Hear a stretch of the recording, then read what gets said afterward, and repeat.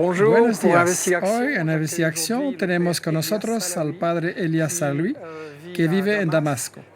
Ayer estuvo aquí en el Parlamento Europeo para dar testimonio de la situación en Siria y de lo que están haciendo Europa y Estados Unidos en este país. Usted es sacerdote en Damasco desde hace tiempo y tuvo la iniciativa de fundar un grupo de música con jóvenes cristianos y musulmanes que tocan y cantan juntos. ¿Podría explicarnos por qué y cómo funciona esta? Para mí, la idea era crear un puente espiritual entre personas de distintas religiones dentro de una misma sociedad en Siria. Pero más allá de esto, esperaba poder tender puentes entre Siria y el mundo árabe y entre el mundo árabe y Occidente y el resto del mundo. Tender puentes. Era demasiado ambicioso, pero finalmente la pequeña semilla que se sembró en mayo de 1977 en Damasco fue creciendo y en 2009 el Centro Cultural John Kennedy nos invitó a ir a Washington a la apertura del Festival sobre el Mundo Árabe.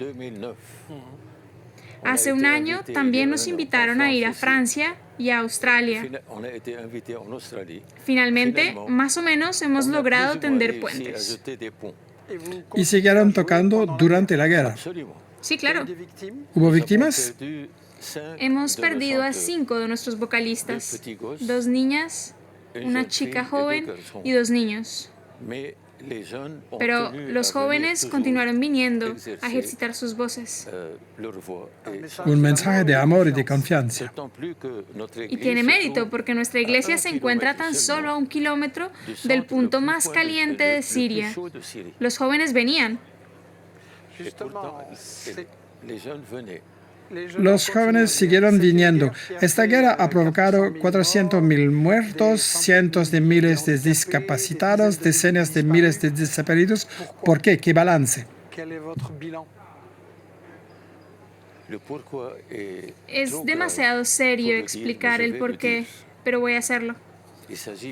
Para Israel es una cuestión de supervivencia ante un mundo árabe que hay que destruir, cueste lo que cueste. Para Occidente, se trata de reparar su complejo de culpabilidad en relación con el antisemitismo cultivado durante 1700 años en Occidente. Desde el momento en que Israel se creó en Palestina, hay que reparar este complejo de culpabilidad con todo lo que podamos ofrecerle a Israel. Lo mejor que puede pedir Israel es la destrucción del mundo árabe. Y esto está escrito, explícitamente escrito, en una publicación israelí que se llama Kevonim, en febrero de 1982. Hay que leer este texto. Su título es Estrategia de Israel para los años 80. Su autor es el estratega israelí Oded Yinon. Es terrible. Yinon, sí. En Occidente nos dicen que es una guerra civil entre sirios y usted nos dice que es una guerra de colonización de Medio Oriente. Occidente, y perdón por usar ese término, está podrido por su historia pasada, por su antisemitismo, que no tiene nada que ver con el Evangelio o con Cristo. Y también está podrido por su pasión por dominar el mundo. Esta pasión la ha cultivado y practicado con una brutalidad feroz durante 500 años. Y no quiere abandonarla. Recuerde las palabras de Regis Debray. El occidental se ha quitado su casco colonial, pero su cabeza sigue siendo colonial. Una frase que yo cito a menudo. Entonces, nos está diciendo que la desgracia de Oriente Medio es el petróleo. Exactamente, pero no solo el petróleo. ¿Qué más? El petróleo y la expansión del dominio occidental, pero en beneficio sobre todo de Israel. Y todo esto beneficiándose de los enormes recursos energéticos de todo Oriente Medio. Aquí en Occidente se dijo, tenemos que intervenir porque Bashar al-Assad está masacrando a su pueblo. Uy. Para un dictador, como se dice, que masacra a su pueblo y que ha logrado alcanzar ante los ojos del mundo un 70% en el plebiscito que tuvo lugar hace 3 años, es un término demasiado difícil de aceptar. Además, en Siria, el tejido humano del que hablé ayer se remonta a hace 1400 años. El tejido humano creado y tejido entre cristianos y musulmanes e incluso entre judíos, cristianos y musulmanes en Oriente Medio, este tejido humano para mí ha sido el auténtico fondo de la resistencia que ha salvado a Siria. Occidente tiene que justificar lo que ha llamado, gracias al señor Bernard Kouchner, su derecho de injerencia humanitaria. Pero Occidente nunca ha sido humanitario, jamás. Está justo en las antípodas de todo aquello que es humano, y ahora más que nunca. Ha hablado usted de las relaciones entre los cristianos y el Islam. Aquí en Europa nos dicen que los musulmanes son peligrosos, que los cristianos deben tener miedo, y ayer lo que usted dijo es justo lo contrario. Precisamente, ayer cité a 3 historiadores judíos e israelíes para decir a los occidentales que esto es lo que dicen los que se suponen son nuestros enemigos, para describir lo que ha sido el Islam para ellos durante cientos de años y para los cristianos. Si el Islam hubiera sido tan sangriento y sanguinario como se dice ahora que ha sido, ningún cristiano ni ningún judío habría sobrevivido a la conquista musulmana. Desde su primera conquista, los musulmanes tuvieron la genial idea de abrirse a la colaboración con los países conquistados y lograron algo que nunca ningún conquistador ha logrado. Y mantienen hasta ahora esta buena convivencia. Yo soy un sacerdote nacido en Damasco en 1932. He vivido entre cristianos y musulmanes.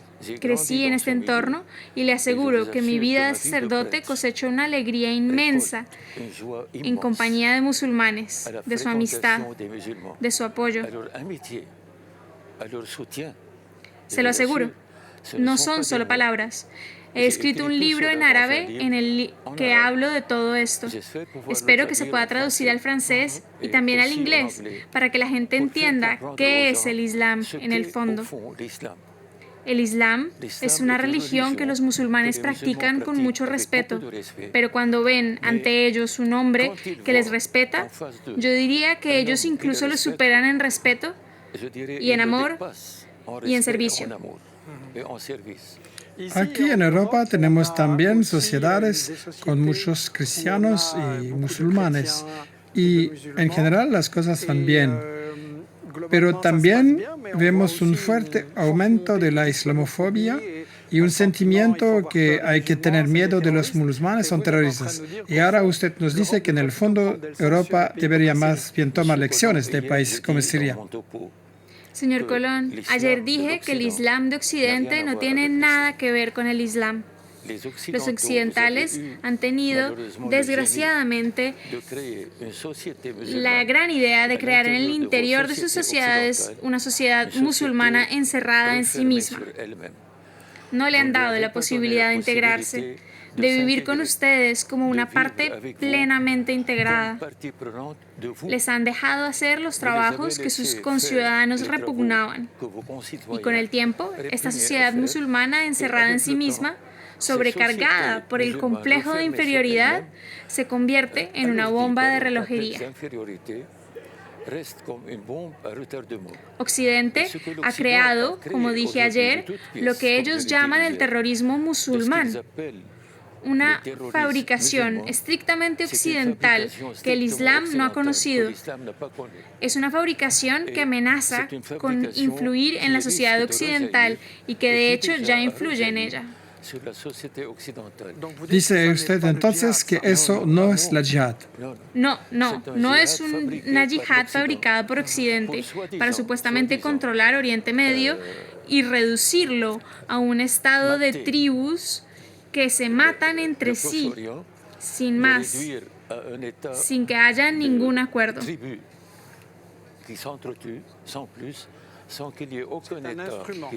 Pero esto el Islam no lo ha visto nunca, ni siquiera en los periodos más dictatoriales.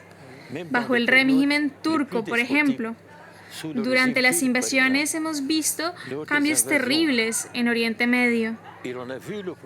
Pero el tejido humano de relaciones entre musulmanes, cristianos y judíos se ha mantenido intacto. Créame, no estoy exagerando. Consulte a los historiadores y sobre todo a los historiadores judíos, que se supone que actualmente dicen la verdad más que nunca. Ese es un consejo importante porque creo que en los medios de comunicación y la escuela en general no se presta atención a la historia y no se escucha la historia vista por los otros. Se nos presenta siempre un punto de vista muy occidental. Quiero volver al tema de los medios. ¿Está usted satisfecho con la forma en que los medios de comunicación europeos hablan de Siria?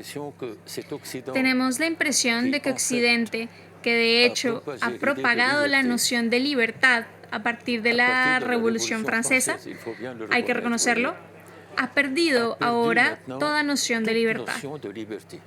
Es una auténtica dictadura de eslóganes que hay que aceptar a todo precio, sin debatir. Si no, se te excluye.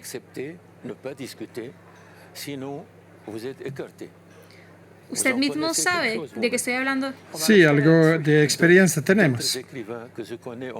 Conozco a otros escritores en Francia y ayer cité a uno de ellos, sin nombrarlo, que me había escrito diciendo: padre, me gustaría ir a vivir a Siria, aquí me asfixio, porque está así porque se ha atrevido a ir a contracorriente. Ayer por la noche descubrí un libro que acaba de publicar recientemente. Se trata de cartas que usted escribe desde hace 40 años a responsables políticos, religiosos, intelectuales. Solo he podido echarle un vistazo por encima, pero parece apasionante y por el final he visto que ha escrito en varias ocasiones al Papa Francisco para decirle que lo que es y hace el Papa Francisco es muy hermoso, es noble, y la Iglesia, con su estructura tan antigua, necesita una renovación. Pero se mantiene en el nivel personal, y lo felicito por ello. Pero a nivel de su responsabilidad como Papa, él debe decir la verdad como la dijo Jesús. Jesús dijo en el Evangelio palabras que el mundo actual necesita reconsiderar, meditar y aplicar más que nunca. Ay de vosotros ricos, ay de vosotros poderosos, ay de aquellos que juzgan al prójimo sin juzgarse a ellos mismos. El mundo actual está atrapado en una espiral de potencias que pretenden dominar todo. Solo la Iglesia debe decir las palabras de verdad del Evangelio. Yo simplemente le digo al Papa: ha llamado a la oración en el mundo por la Iglesia y ha visto cómo ha respondido la gente. Si Cristo hubiera estado en su lugar, ¿se habría contentado con llamar a la gente a la oración? ¿No habría dicho una palabra de verdad que usted mismo, Papa, debe decir y que usted es el único que puede decir? Le pide usted entonces que se enfade frente a la guerra de los ricos. Totalmente, y aclaro una cosa. Cuando el Papa Francisco visitó por primera vez Estados Unidos a finales de 2015, hizo varios discursos. Los discursos se publicaron en el diario oficial del Vaticano, el Observatore Romano. Créame, he leído varias veces el discurso que hizo ante Obama y su mujer, el que hizo ante el Congreso, ante la Asamblea de los Obispos Americanos y ante la Asamblea General de las Naciones Unidas. 4 discursos. Los he leído 5 veces para no dejarme impresionar por una sensación puntual. En ninguno de estos discursos he visto el más mínimo reproche a estos déspotas del mundo entero que son los estadounidenses. Solo he visto palabras de agradecimiento, de reconocimiento y de orgullo por estar ante estas asambleas. Usted es papa. Usted es papa. Es su lugar. En su lugar, Cristo no habría dicho eso. Cristo habría hecho otra cosa. Está en juego el futuro del mundo. Actualmente, la mitad del mundo está condenada a la miseria, a la muerte, al vagabundeo. Usted es el Papa de Jesucristo. Y para nosotros, los cristianos, Jesucristo es Dios encarnado que murió por amor al hombre. ¿Teme usted Papa, ¿qué dice usted?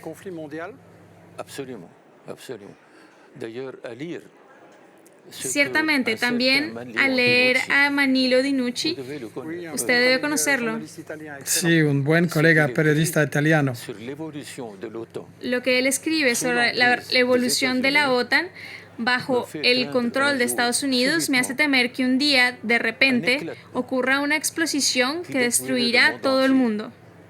Estados Unidos cree que está protegido y hace que Europa sea su cola. Lamento usar esta palabra, para que Europa ejecute lo que hace Estados Unidos para destruir a Rusia, que se supone es el enemigo de Estados Unidos.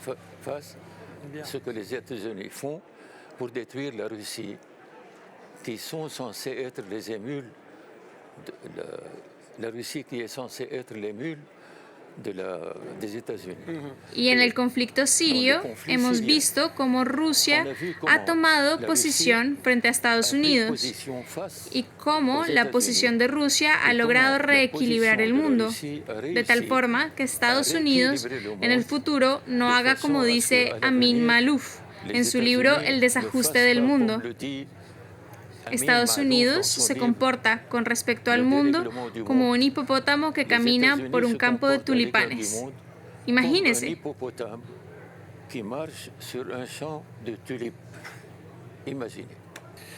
Tras estas importantes advertencias, me gustaría preguntarle a modo de conclusión breve sobre qué esperanza tiene sobre su mensaje para una Siria mejor, un Oriente Medio mejor, un mundo mejor. En este punto debo referirme a un fenómeno religioso que ocurrió en Siria, algo extraordinario. Desde 1982, la figura de Nuestra Señora de Kazán, patrona de Rusia, ha segregado aceite en abundancia.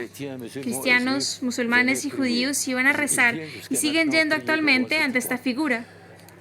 Más adelante, la Virgen Santa se apareció a la joven que posee esta pequeña figura y le transmitió varios mensajes. En 1984 fue Cristo quien se apareció. Y algunos mensajes de Jesús abarcan todo el periodo que atraviesa Siria.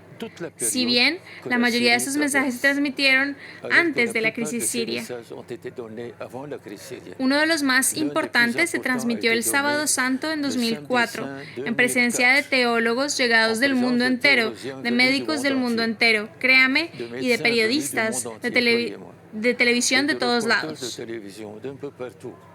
Voy a citar el último mensaje, le va a sorprender y va a hacer que los espectadores reflexionen sobre lo que me pregunta, para acabar. Mi último mandamiento para ustedes, que cada uno vuelva a su hogar, pero lleven al oriente en su corazón. Aquí de nuevo surge una luz de la que ustedes son el resplandor para un mundo seducido por lo material, la concupiscencia y la fama, hasta tal punto que casi ha perdido los valores. En cuanto a usted, señor Colón, conserve su orientalismo, no permita que nadie aliene su voluntad, su libertad y su fe en este oriente. Padre Zahlavi, le agradezco su testimonio que nos brinda una visión completamente diferente sobre Siria y nos alienta a mantener una gran vigilancia hacia la información. Yo soy el que le da las gracias, señor Colón. He seguido su compromiso único. Así como el de algún otro escritor europeo, sobre todo de Francia. Me alegró mucho ayer de haberlo encontrado casi por casualidad, pero para mí las casualidades no existen. Muchas gracias.